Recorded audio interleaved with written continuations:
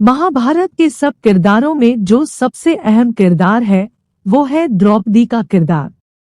इस महाकाव्य में जितना अन्याय द्रौपदी के साथ हुआ है शायद ही किसी और स्त्री के साथ हुआ हो। द्रौपदी उस युग की पहली स्त्री होगी जिसके 5 पति थे। विवाह तो द्रौपदी ने सिर्फ अर्जुन के साथ किया था, लेकिन दुर्भाग्यवश उसे सभी पांडवों की पत्नी बनना पड़ा। द्रौपदी सभी पांडवों की पत्नी ही नहीं बनी, बल्कि उसने अपने रिश्तों को हर अच्छी बुरी परिस्थितियों में पूरी निष्ठा और बड़ी ईमानदारी के साथ बखूबी निभाया।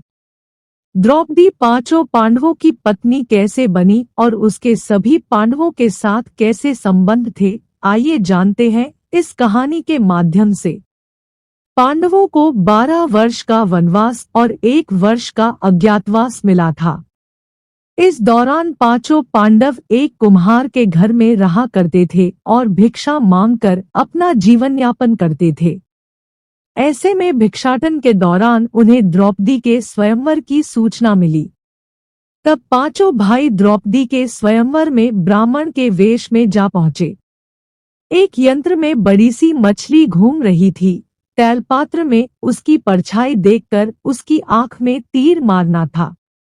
एक साथ पूरे 5 तीर मारने थे। अर्जुन ने यह द्रौपदी स्वयंवर की प्रतियोगिता जीत ली। तब जरासंध, शल्य, शिशुपाल तथा कर्ण, दुर्योधन, दुःशासन आदि कौरव भी वहां उपस्थित थे।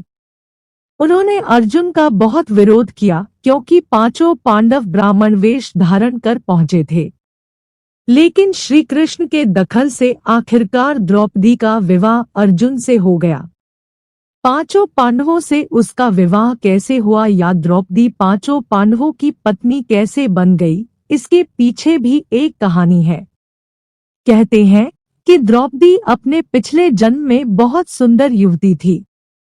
सर्वगुण संपन्न होने के कारण उसे योग्य वर नहीं मिल रहा था, इसलिए उसने भगवान शंकर की तपस्या की और तब शंकर जी प्रकट हुए। उस समय द्रौपदी ने हड़बड़ाहट में 5 बार वर मांगे, इसलिए उसे शिवजी के वरदान के कारण इस जन्म में 5 पति प्राप्त हुए। जब भगवान शिव ने द्रौपदी को 5 पति प्राप्त होने का वरदान दिया था, तब वह भी ये जानते थे कि उसे अपने 5 पतियों के साथ पत्नी धर्म निभाने में समस्या होगी। इसीलिए उन्होंने द्रौपदी को ये वरदान भी दिया कि वह प्रतिदिन कन्या भाव यानी कौमार्य को प्राप्त कर लेगी। इसलिए द्रौपदी अपने 5 पतियों को कन्या भाव में ही प्राप्त हुई थी। हालांकि कहा जाता है कि संतान को जन्म देने के लिए भगवान श्री कृष्ण ने उसे ये सुझाव दिया था कि हर साल वह सभी पांडवों में से किसी एक के साथ ही समय व्यतीत करे। साथ ही जिस समय वह अपने कक्ष में किसी एक पांडव के साथ हो तो उनके कक्ष में कोई और पांडव प्रवेश न करे। यदि कोई पांडव ऐसा गलती से भी कर लेता है तो उसे 1 वर्ष का राज्य से निकाले जाने की सजा भुगतनी होगी। माना जाता है कि द्रौपदी, जो 5 पांडवों की पत्नी थी, 1 साल के समयांतराल के लिए हर पांडव के साथ रहती थी। उस समय किसी दूसरे पांडव को द्रौपदी के आवास में घुसने की अनुमति नहीं होती थी। इस नियम को तोड़ने वाले को 1 साल तक राज्य से बाहर रहने का दंड था। एक बार यह दंड अर्जुन को भुगतना भी पड़ा था। अर्जुन और द्रौपदी की 1 वर्ष की अवधि अभी समाप्त हुई थी और द्रौपदी युधिष्ठिर के साथ का 1 वर्ष का समय शुरू हुआ था। अर्जुन भूलवश द्रौपदी के आवास पर ही अपना तीरधनुष भूल आए, पर किसी दुष्ट से ब्राह्मण के पशुओं की रक्षा के लिए उन्हें उसी समय अपने धनुष बाण की जरूरत पड़ी। अतः क्षत्रिय धर्म का पालन करने के लिए तीरधनुष लेने के लिए नियम तोड़ते हुए वह द्रौपदी के निवास में घुस गए। उस दौरान द्रौपदी युधिष्ठिर के साथ में थे और इसके दंड स्वरूप अर्जुन को 1 साल के लिए राज्य से बाहर जाना पड़ा। द्रौपदी के 5 पुत्र थे। द्रौपदी ने 1 वर्ष के अंतराल से 5 पांडव के 1 पुत्र को जन्म दिया था। लेकिन दुर्भाग्य से इन पांचों पुत्रों को महाभारत के युद्ध के अंत में अश्वत्थामा ने मार दिया था। एक समय की बात है जब पांडव और ब्राह्मण लोग आश्रम में बैठे थे। उसी समय द्रौपदी और सत्यभामा भी आपस में मिलकर एक जगह बैठी थी। दोनों ही आपस में बातें करने लगी। सत्यभामा ने द्रौपदी से पूछा, बहन, तुम्हारे पति पांडव जन तुमसे हमेशा प्रसन्न रहते हैं। मैं देखती हूँ कि वे लोग सदा तुम्हारे वश में रहते हैं। तुम मुझे भी ऐसा कुछ बताओ कि मेरे श्याम सुंदर भी मेरे वश में रहें। तब द्रौपदी बोली, सत्यभामा, ये तुम मुझसे कैसी दुराचारिणी स्त्रियों के बारे में पूछ रही हो? जब पति को यह मालूम हो तो वह अपनी पत्नी के वश में नहीं हो सकता। तब सत्यभामा ने कहा, तो आप बताएं कि आप पांडवों के साथ कैसा आचरण करती हैं?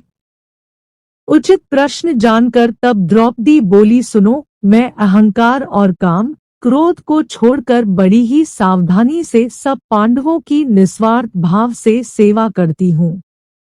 मैं ईर्ष्या से दूर रहती हूँ। मन को काबू में रखकर कटु भाषण से दूर रहती हूँ।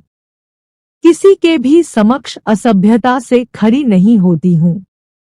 बुरी बातें नहीं करती हूँ और बुरी जगह पर नहीं बैठती।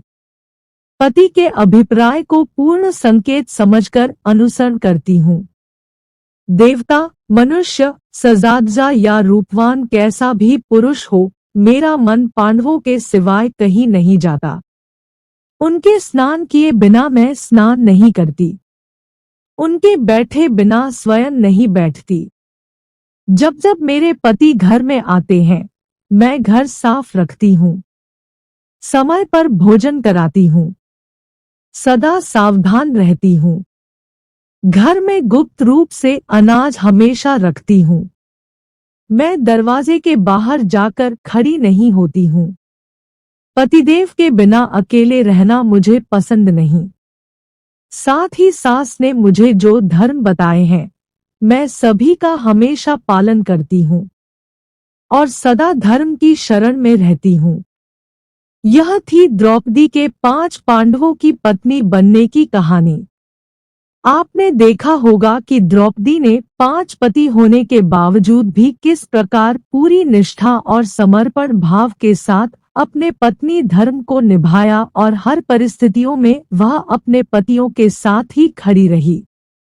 द्रौपदी अपने आप में एक संपूर्ण नारी थी। उस युग में शायद ही उसके जैसी कोई दूसरी स्त्री रही हो। धन्यवाद।